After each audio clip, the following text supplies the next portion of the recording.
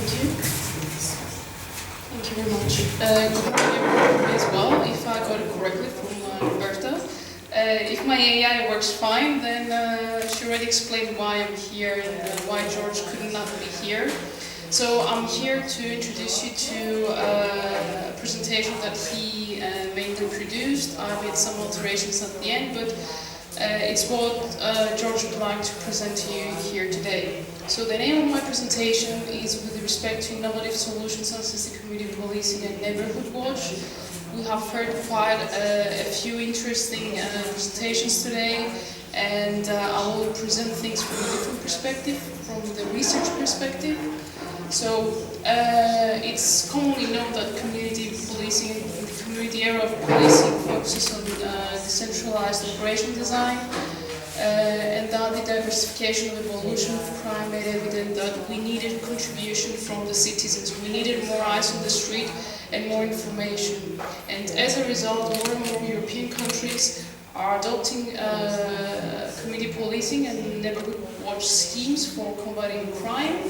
And they're targeting building trust between citizens and the LEAs into effectively investigating crime and increasing the feeling of safety in public, which is very important. So nowadays we are talking about crowdsourced information. This is information that comes from social media, from digital applications. Most of you have mentioned the use of mobile apps, most of you have mentioned the use of websites. So this is crowdsourced information which we can utilize to get in real time a notion of what the public thinks and what happens out in the streets. So this tool will allow LEAs, law enforcement agencies, to leverage crowdsourced information. Information posted by the citizens is unstructured, it's free text, we cannot do much without processing it. And intelligent tools and technology are there to process this information efficiently in real time with the purpose to assist the authorities in accomplishing more. So towards that, the European Commission set as a priority to fund projects that promote this. And not just the European Commission, several EU bodies dedicate funds, and we're talking about hundreds of millions towards this aspect. And specifically today I'll speak about the European Commission and the topic FCT 14 of 2014, funded under the Horizon 2020 framework, which called for solutions particular to community policing, so as to strengthen community policing principles, to target early identification, prevention of crime, better crime reporting, identification of risks, etc. Toward that topic, more than 300 proposals around Europe were submitted, and from those 5 consortiums were accepted and funded with more than 24 million euros. So 77 organizations were funded from 27 EU countries with experts on that field. Among those proposals, INSPECT, which is a project coordinated by Mr. Lomendakis, scored first. It was ranked the first in both the evaluation of the proposals phase and also after its completion. So by the European Commission, it's the best project from that topic. So the INSPECT consortium was composed of 18 organizations from 8 different countries, and was reinforced with a stakeholder advisor group towards which EUNWA was also an organization, and EEG experts group with 12 members from experts around Europe, US and Brazil. We also had 4 organizations that were LEAs practicing community policing, so we had a really good match of experts in the area. So it is evident that there is a need of innovation, a need of technology in this field. So going back to 2009, we saw that smart policing entered the scheme of things. Smart policing means that we are utilizing technology, tools, data analysis to process information in real time and to assist people out on the street to make the best decisions. It also has to do with visualization of information. So you have a number of messages, you have a number of data coming in. How can we visualize things in a way that makes sense and allow us to have situational awareness and assessment at this stage? So community policing works on different principles, and it's been thought that it's the most significant area in police organization, changing since the introduction of telephone, automobile, and two-way radio. So we're comparing community policing with innovations such as telephone and cars. So that's great, that's amazing. So there's the emerged need to have smart participatory policing to combine these two aspects. And because these two types of policing are very diverse and very different from each other, the one is using highly advanced technological schemes, and the other is using breaking down barriers between police and citizens. They want to increase the relationship between citizens and officers. So these two are a bit far from each other. So INSPEC tried to combine the good qualities of both practices and develop a solution, a technological solution, software that you can use that is heavily assisted by advanced technological tools that operate in real time. This is very important. Achieve secure and targeted communication between involved stakeholders. So it's important to analyze data that comes in real time. It's important to forward data to the appropriate group and to the appropriate people, and provides advances in coordinated service delivery and seamless interface to legacy systems. So in INSPEC we have also, as I said, we had 4 partners that were LEAs, so they already had their legacy systems, the systems they normally use for other aspects as well, and this solution was compatible to work with those systems. So we're not replacing whatever is there, we're trying to reinforce. So the technology is working towards that direction, enhancing things that are already there.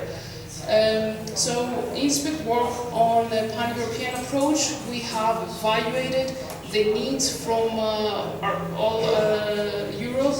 We have gathered questionnaires, more than 3,000 experts filled in our questionnaires with requirements, and that had to do with local and national police departments, police academies, cities, municipalities, NGOs, and this sort of thing. So we have tried to gather as much as possible around that, and our target was to improve the evidence database, how we sustain evidence and how information is stored and retained and managed by the municipalities and the LEAs, and to improve early warning identification of public safety and security risks. So we have developed a methodology for enhanced crime reporting.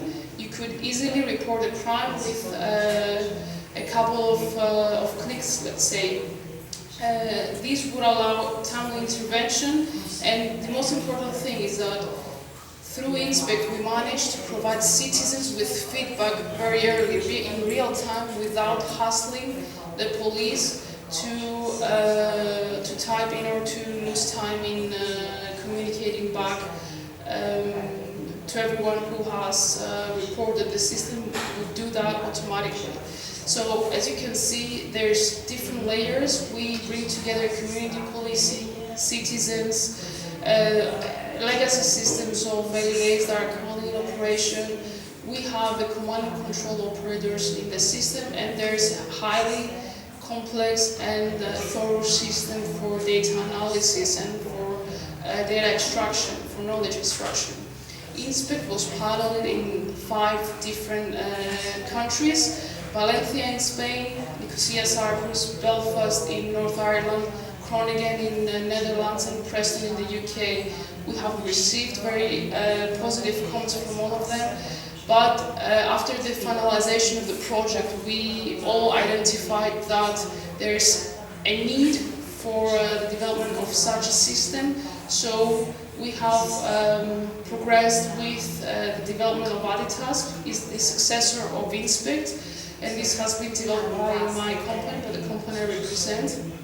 So after the 5 pilots of Inspect, we have gathered feedback that we didn't have time to put in for the Inspect system. So we have done that in AdiTask, and we're targeting for a TRL9 product, which means it can go out and be used by LEAs. And that's because several LEAs and municipalities and stakeholders has requested for this solution. Since Inspect finished, we have carried out 2 more pilots, 3-month pilots this time.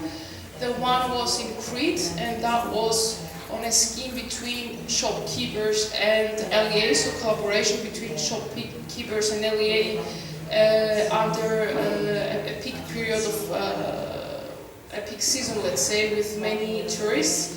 And in San Sebastian, Spain, for a similar scenario with police and neighborhood watch. So we have 2 different scenarios, 2 different cases.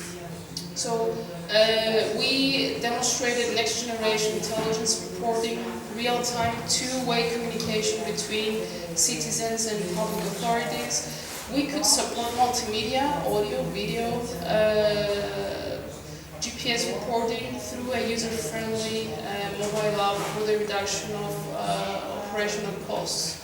So I have added this slide just to explain the footprint of AdiTask with the 2 alpha pilots that we run. We continuously evolve this solution towards its finalization, and we already have market interest from several organizations that are waiting for this solution to be completed so that they can use it.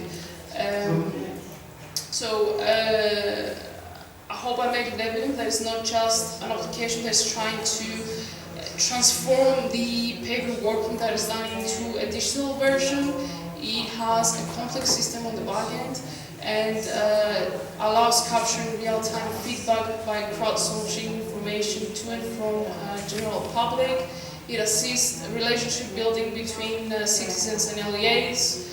It builds methods of increasing efficiency in report handling and allows immediate interaction and provision of feedback. For LEAs, that could mean that they can get feedback in tactical and strategic level, meaning that you can place your resources whenever you see that there is an issue, and you can gather information strategic level with respect to how the crime evolves in your city. So, on the other hand, citizens get real-time progress updates of their reports. We have transparency. We have announcements about incidents that may affect the general public and feedback about the participation of incidents. So citizens have the incentive of participating because they are rewarded. They feel that their information is valued. So I think I said most of this. So I don't want to trouble you anymore. So we're speaking about a superset solution that supports modularity and allows deployment of necessary interfaces. So if we don't want the whole system, we can use specific parts of the system to enhance an already existing infrastructure. We're talking about real-time 2-way communication. There's separation between different groups. We can separate between information that goes from one way to the other.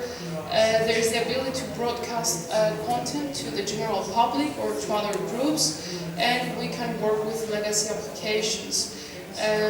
Another important thing is data control and ownership. When you're using applications such as WhatsApp or Viber or whatever, you don't have ownership of your data. This solution and research is funded towards this, so that LEAs and authorities have ownership of their data and can control where data goes and how it flows, which is really important.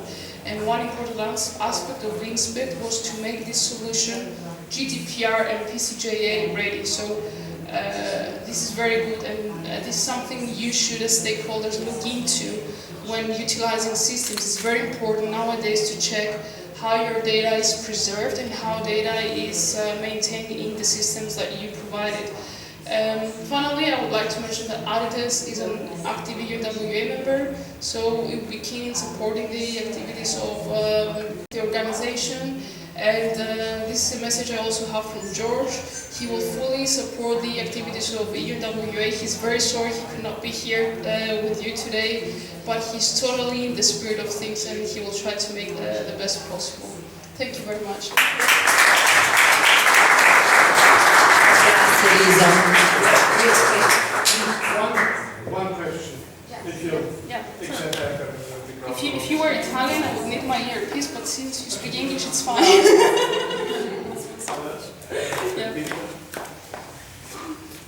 In the meantime, during your project, we have very strongly changed data protection laws, European. I personally think you are heavily infected by that. No one is allowed at the time to take pictures or videos in the public from persons you want to load up. How can you overcome this? Yes, INSPEC, I mean this is a good thing because INSPEC was funded by the European Commission and the European Commission knew that the GDPR regulation would start being active effectively by May of 2018. So when we were working on INSPEC, we already took into consideration the GDPR. And as I said, we didn't only consider GDPR but also PCJA. And for that we have developed aspects. I mean, when people, for instance, if you are reporting something for security purposes, then GDPR doesn't apply. If you are sending the information to a police department, then PCJA applies and the police can retain it for as long as they wish. But the INSPEC application, and therefore the Adidas application, implements data aging control, so that information no longer exists in the databases if it's not related to criminal activity. But we have also added on the terminals, on the mobile apps and on the portals the mechanism so that when a citizen uploads something, the data is no longer stored on their phone. So if you're taking a picture to report a crime, you upload the picture through the app to the system, and the app removes the picture immediately from your phone, so you don't have to worry anymore about such issues. So there's a few mechanisms already implemented in there to handle that. Conform to legality. Yeah. And of course there's modularity, so that we can, I mean, each country has different regulations, so there's flexibility in the system to allow for that. Thank you, Lisa.